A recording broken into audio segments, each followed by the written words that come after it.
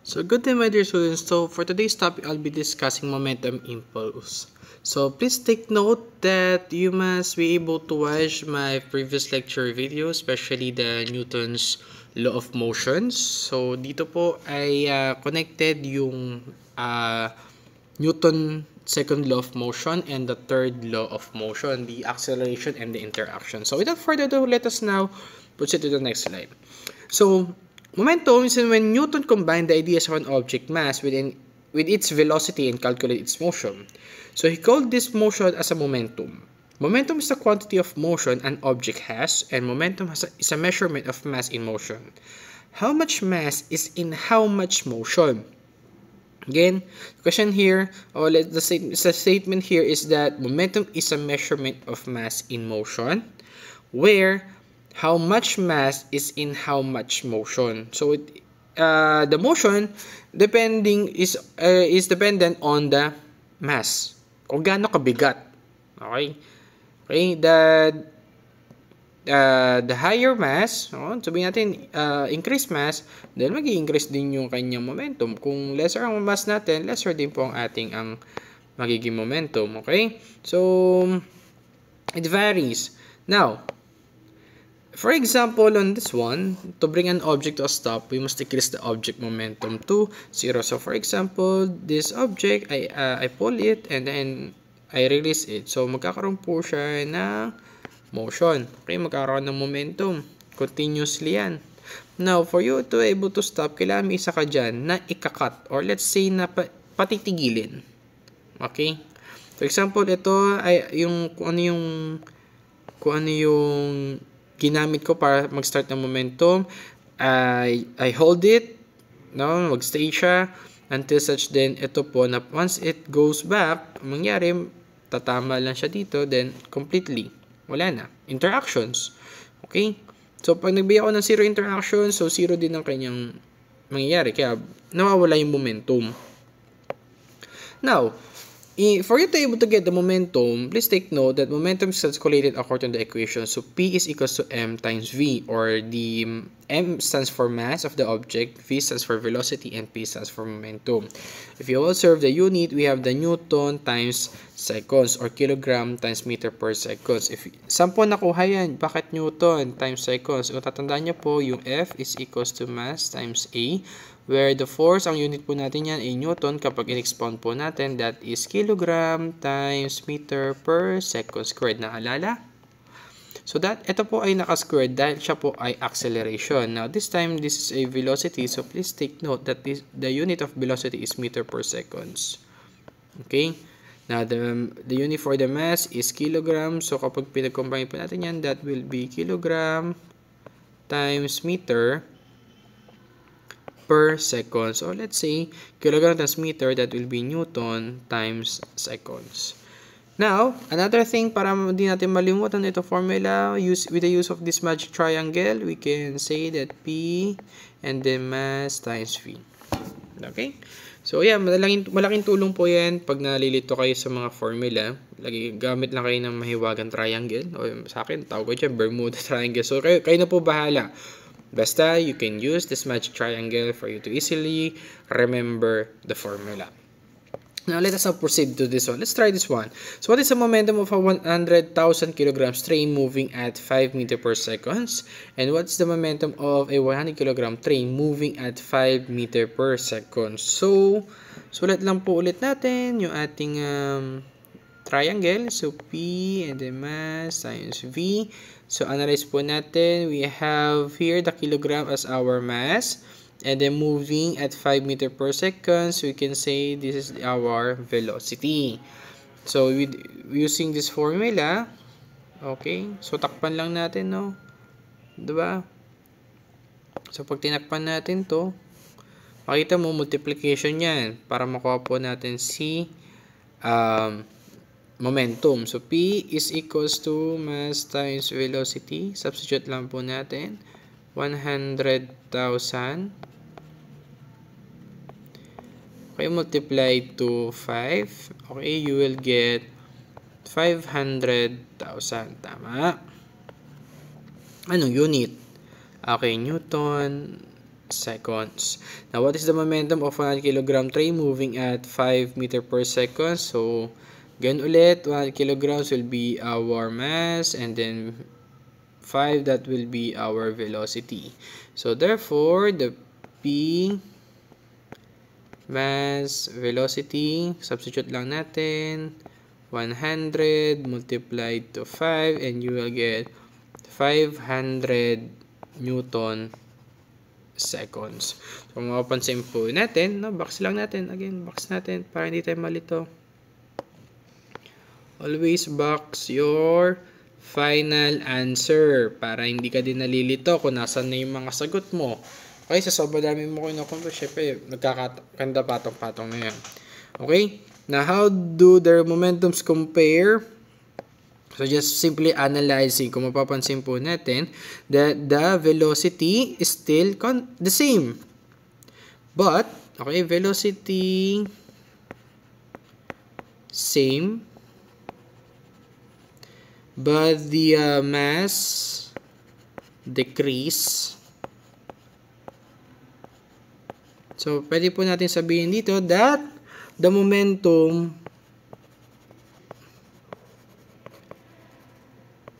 decreases. Right? Decreases. And bumaba. Humina. Kasi nga, nagbawas tayo ng timbang eh. Now, let's try this one. What is the momentum of a toy, of a 10 kilogram toy car moving at 5 meter per second? So, again, triangle ulit po tayo dito. We have their P, and then mass, and then V. Okay? So, we have the mass. We have here the velocity. So, alam nyo na yung formula, right? Multiply lang natin, and you will get 50 Newton seconds. Next, mass ulit natin, and then this our velocity, and therefore 10 times 10, 10 times 10, that will be 100. Okay, 100 Newton seconds. So how can we compare? No, mapapansin po natin that the mass are same. Mass same. Okay, and then our velocity increases. Okay, increase. So let's say we can conclude to this one that the momentum increases. Okay. Sir, paano malaman kung increase o decreases? So, syempre, nasa figure din yan ng pinaka nating word problems. Kung ano yung unang binigay, di ba? So, alam natin na naka-decrease siya. Tapos, inad niya. So, therefore, we can say that it increased. Okay, dito naman kasi, makikita mo din naman na meron siyang momentum na 100,000 kilograms. Okay, then bigla nag 100 kilograms. So, yan, we can assume na nag-decrease siya. So, ganun lang po mangyayari, ha? Huwag niyo pong pahirapan ng sarili niyo. Okay, so I think we could now move on. Now, let's try this one. Calculate the momentum of cart 1 with a negative 3 kilogram cart moving at 30 meter per second north. Then calculate the momentum of cart 2 with a negative 2 kilograms cart moving at 45 meter per second south. So, can you say their momentums are equal? Why or why not? So, calculate muna natin. So, we got here, that's the mass. And we add here as the velocity. Again, this is, so 3, negative 3. Multiply natin yan. Okay, negative 3 times 30. You'll get negative 90 Newton seconds. Okay? Next. Negative 2. So, dito naman, negative 2. Negative 2. Multiply natin. Wait. Negative 2 multiplied to 45. And you will get 90 Newton seconds. So, now, Once you get the momentum, kuha na natin. Okay. Let us now determine how it travels. So, saan siya nagta-travel?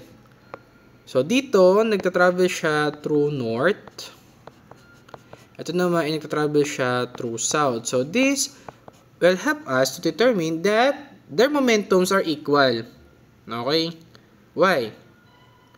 Because based on the observation, makikita po natin na they're both negative 90, di ba? So, decreasing ang kanilang momentum, and however, no, their position is going north, yung isa naman is going south. Okay? So, it can be yes, it can be not. Kayo na po bahala dyan mag-explain. Okay? Support your conclusion. Doon po tayo ha.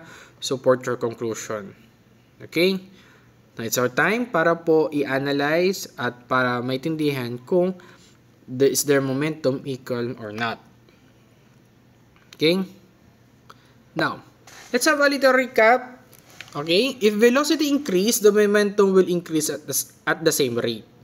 If velocity decreases, the momentum will decrease at the same rate.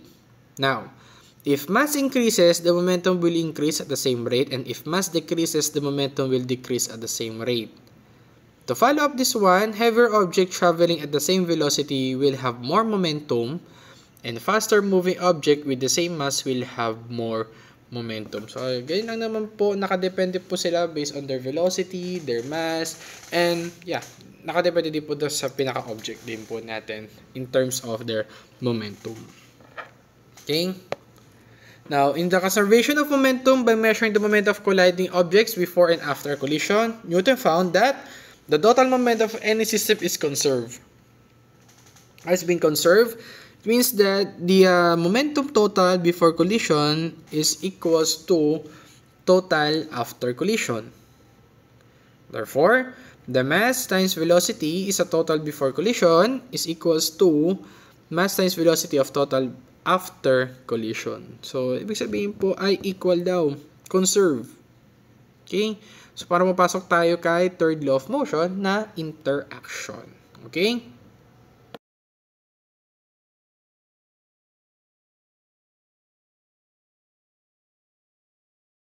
Okay, so let's try this example. If a bus total collides with a car, the total momentum before the collision is equal to the total momentum after the collision. So, as long as there is no net force acting on the system, it means that the conservation of momentum, kung ano pong meron dito sa ating mga object, is they keep it to themselves.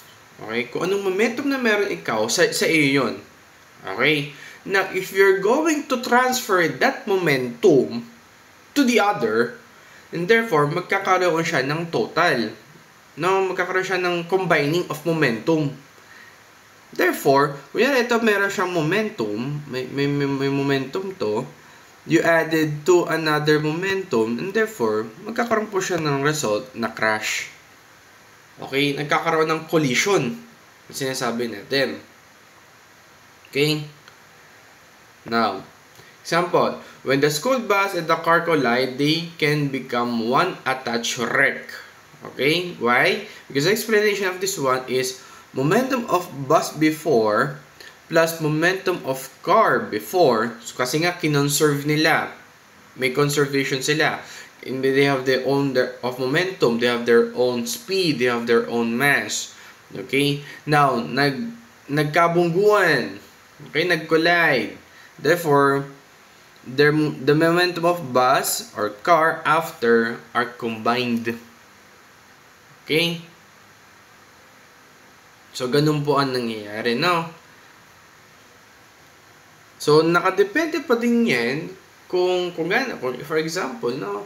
The momentum of this bus is much more, sabihin natin, mas mabilis compared dun sa car.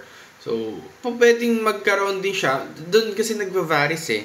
Doon nagkakaroon ng effect kung ano ang magiging result ng collision ng dalawa. Sino yung mas sira Diba? O sino yung mas greater impact pagdating sa mga ganyang collision na yan, no? Okay, next natin ulit. Now, the momentum of bus before, okay, the momentum of car before is equals to momentum of bus and momentum of car, which is, ano na sila, combined. Ito yung sinasabi ko kanina. Meron tayong mga before, which is conserve, then, because they have collided, no, therefore, their momentum are combined. Kaya nagkakaroon ng mga greater impact talaga. Talagang, especially if you are driving a car or a motorcycle, so please be careful. Okay? Now, momentum is a quantity of motion on an object and has a momentum is calculated the following equation. So, I think you have already mastered this one. We use P as our momentum. Ang unit po natin yan ay Newton second. Ang M is for our mass, which is kilogram, and then for our velocity, that is meter per second. So, tandaan po natin yung mga unit para hindi po kayo magkakamali. Okay. So, the moment of any elastic collision is conserved. So, example of this one, what is the final momentum of 4,000 kilogram bus traveling at kilometer per hour? Okay, crashes into a car with a mass of 1,000 kilogram traveling at speed of 60 kilometers per hour. Kung mapapansin po natin, okay, meron po tayo ditong mass. The first mass po natin is 400 kilogram of bus. 4,000 kilogram bus. And the isa naman po ay 80 kilometers per hour. Kung mapapansin nyo po, ang ating velocity is in kilometers per hour. So, we need to convert that into a meter per second. So, para ma-convert po natin ang meter per seconds, so you convert 80 kilometers into a meters first. Okay? So, 80 times, okay, 80 times 1,000, that will be 80,000. 80,000 tuloy. 8,000 for a while. Tama. 80 times, tama. 80,000. 80,000. Okay. And then, you divide that to 3,600 seconds. Tandaan po natin that in every minutes, okay, there is a 60 seconds. So, that is a 1 hour. So, yun. Nakuha natin ang 3,600 seconds, no? Okay. And with that, you divide that, 3,600.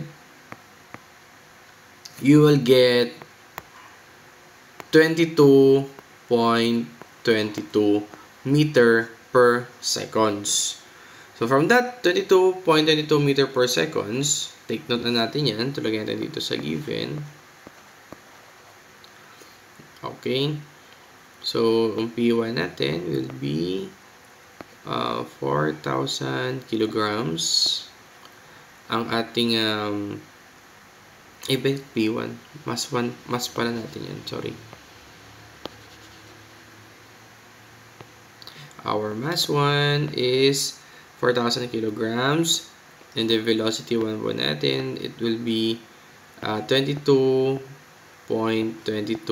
meter per seconds. Okay. Next, our mass 2, that will be 1,000 kilograms. And then, yung 60 kilometers per hour po natin, ganun lang po ulit natin gagawin. So, meron po tayong 60,000. So, divide lang natin. 60,000 divided by 3,600. You'll get 16.67. Okay. Velocity is 16.67. Okay. Meter per second. So, with the use of our formula, okay, so yung formula po ulit natin, okay, PMV. Ayan. So, pwede na po natin yan computein. Okay. So, for our mass, una natin, no? Final momentum, that will be 4,000 multiplied to 22.22 meter per seconds. Ang makuha po natin for our P1 will be 8,000, wait lang, 88,000. So, 88,880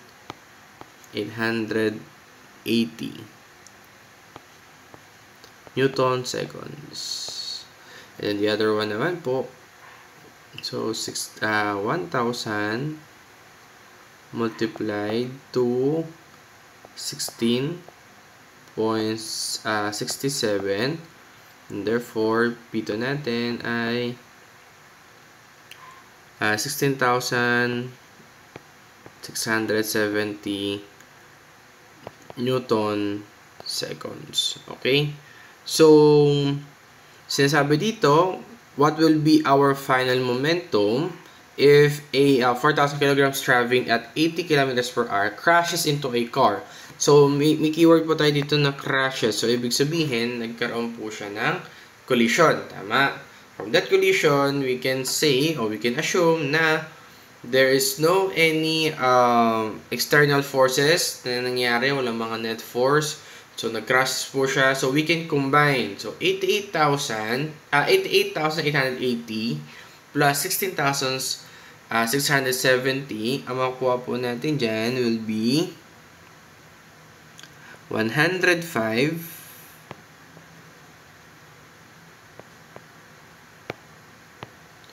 105,550 Newton seconds. Okay? So, yan po. Nakuha na po natin ang tamang sagot. So, i-box lang po natin. Again, 105,550 Newton seconds po ang nakuha natin na total of final momentum. Okay? So, ganyan yung po siya sasagutin. Analyze nyo lang ulit. And again, don't forget to convert the following. Okay? Now, what can we do to reduce an object momentum to 0? Okay? Now, we can apply an impulse. So, what is an impulse? Impulse is the force acting on an object and the time interval the force is exerted. So, impulse is vector quantity. So, what does it mean? So, sabi dito, there is an object that about to interact. Okay?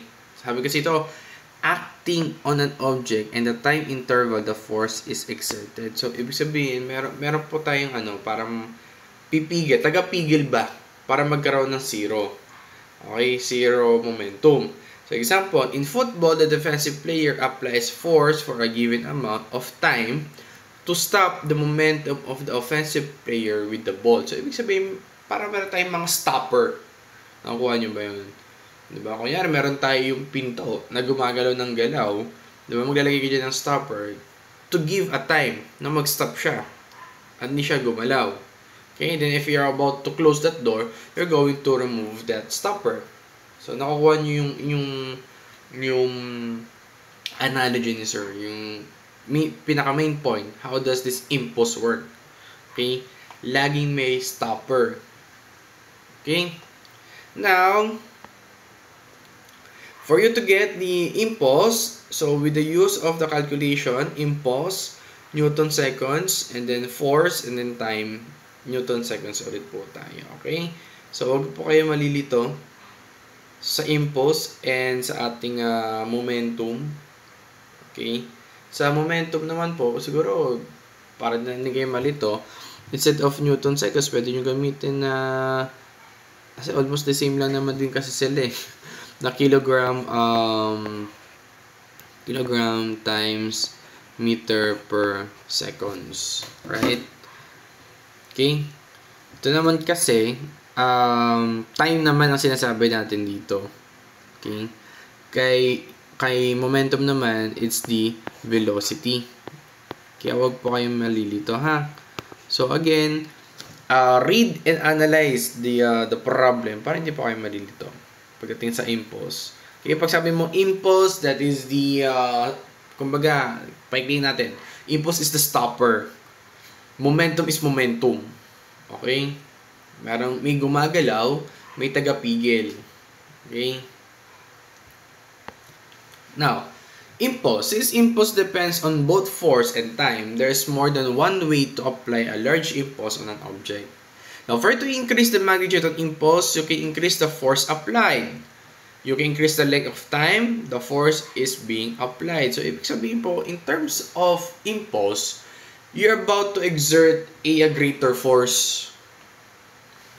Okay? A greater force or a normal force para po magkaroon, matigil yung pinaka-momentum natin. For example, if you're going to apply that in a real life situation, right? For example, you are very motivated. Okay? You're very motivated. You have the momentum because you're doing great of a certain skills. Kunyari, nagdo-drawing ka, nagtumutugtog ka, or whatsoever kung skills mo. And then there's a person who will stop that kind of momentum. Mawawala yung motivation mo, mawawalan ka ng ideas, mawawalan ka ng gana. Ganun yun eh. Okay? Now, if we're going to apply that in a scientific explanation naman, no? Sabihin natin, a moving car. Natin, a moving car, sige. Okay? A moving car. Okay? Para papatignan mo siya, you need to exert greater amount of force. So, pwedeng natin mag-exert tayo ng brake. Kaya tayo may mga brake sa mga sasakyan to give an impulse para mabawasan yung momentum. Okay? Teka, masyado ka na mabilis. Ahapa ka ng preno. Okay? Now again, sabi dito, for you to increase the magnitude of its impulse, nakadepende yan kung how much of a force you will apply to that. Now, impulse example continued. So the patient had some give to it. Thus the increasing in contact time and distance in reducing the overall average of force exerted on the egg. Now, the force of the egg is spread over the entire bed sheet and not just one specific point. Now, this is the same idea as the airbags. Kumbaga, pagdating sa airbags, it will give you an impulse. Now, instead na magkakaroon ka ng head bump, head bump? Tama ba? Term? Yung ulo mo dun sa pinaka-dashboard ng sasakyan, no, with the help of the airbags, malilesen po. Magkakaroon tayo ng impulse para hindi ka mauntog. Because most of the injuries na nangyari before, car injuries, no, wala kasing airbag. Okay? So, pag nagkaroon ka ng car accident, death is death. Okay? Death is dead. So now, ang ginagawa ngayon ng mga car companies is naglalagay sila ng mga safety features. Kaya po, ang mga sasakyan natin ngayon lalo nagmamahal because naglalagay sila ng mga added safety features rather than on the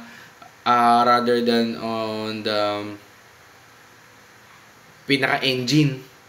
Okay? Siguro plus points na lang yan kung magbigyan ka pa nung company ng magandang engine tapos magandang safety features. Okay? Kasi kanya-kanya company yan, kanya-kanya din ang selling din sila ng mga kanilang unit. Pwedeng more on safety features rather than with the engine, more on engine rather than safety features. O kaya naman both meron pero imposibleng both na wala. Hindi po pwede yun kasi again, meron po silang mga investigators na kailangan i-approve bago nila manufacture yung certain product nila. Okay? Now, impulse invaluable. So, how can you improve your spike? Improve your impulse. So, go to the gym, build up strength. Follow through your hit. So, sa mga nagva-volleyball player, di ba? Siyempre, pagka-toss ng bola, okay, you're about to hit it, you're about to spike it with the use of impulse. Okay? So, ganun po ang mangyayari doon, no? So, more on strength, building up of strength pagdating naman sa tao. for you to able to apply a greater amount of force. No?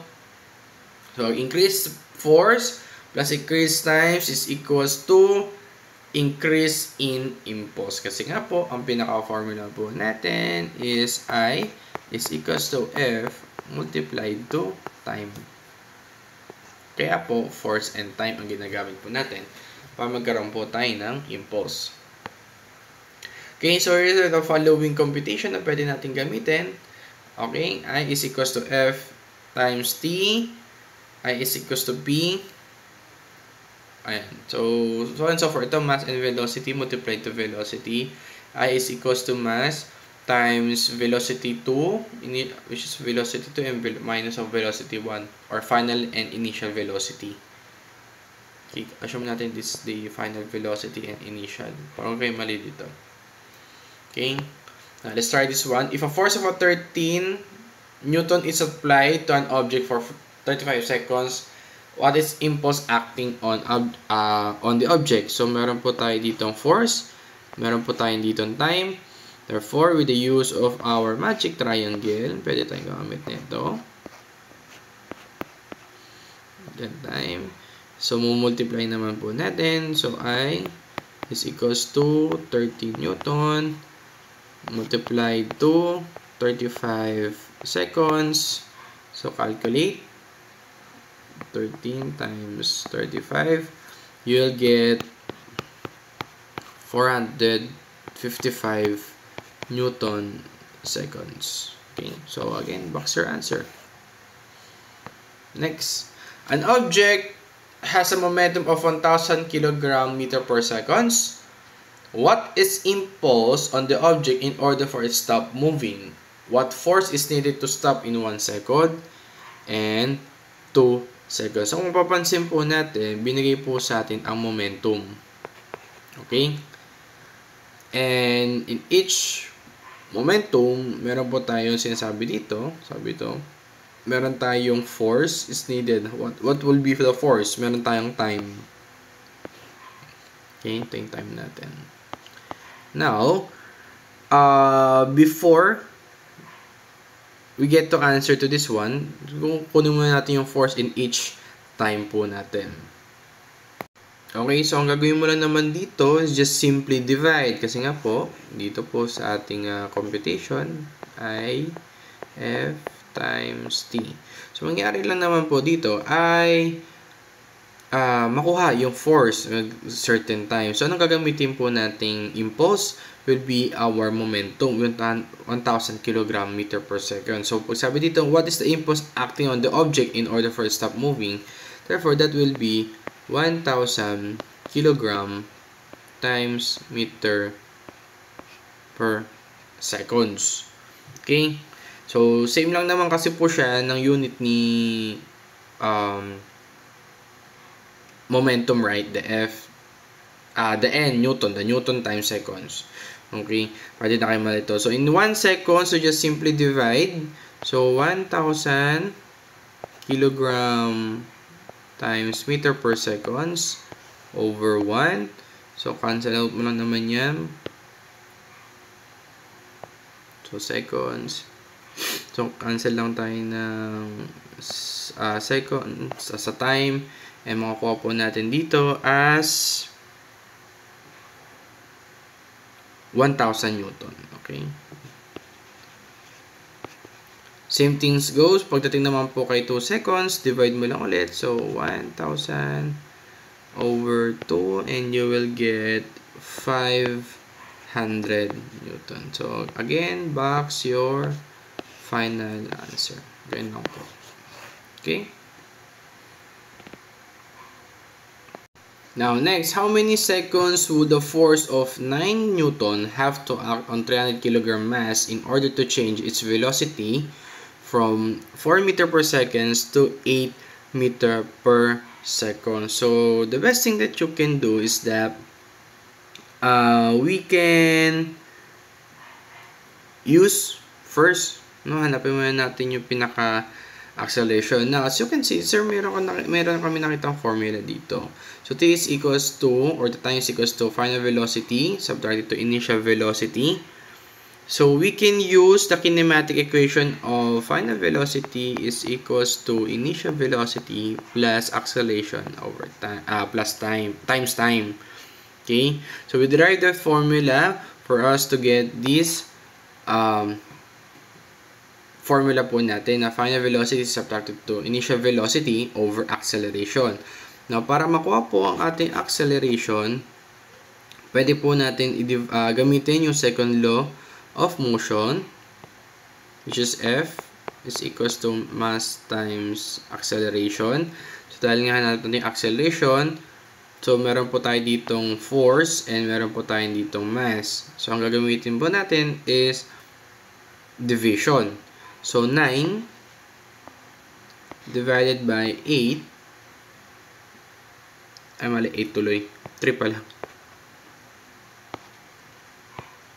3, ang makuha nyo po dyan ay 3 meter per second squared as our acceleration.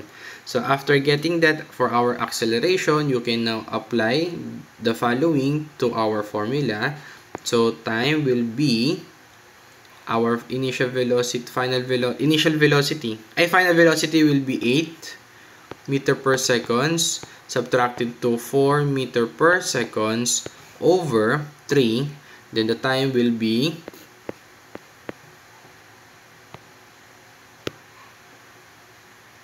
1.33 seconds. So back your final answer. Okay?